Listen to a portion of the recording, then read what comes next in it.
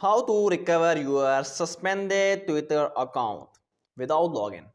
So, if you want to recover your suspended Twitter account, for that just open your browser, any browser on your mobile or your laptop or PC. Search for X Help Center. When you say this, click on this Help Center.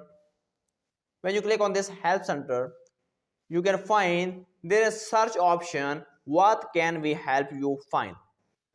So here type appeal, just simply type appeal.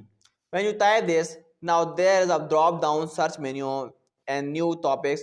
Now here you can see there an option called appeal a logged or suspended account. Simply click on appeal a logged or suspended account. When you click on this, the first option appeal a logged or suspended account, just simply click on this. When you click on this, now you can find it asking me you are currently not logged in or logged into a X account that is not suspended or logged. Please log out.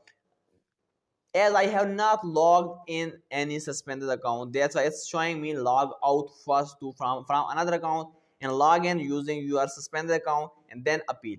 So what you will do when you are on your suspended account, there will be a log in option, not log out. So just click on that login option. When you click on login option, it will ask you for username and password.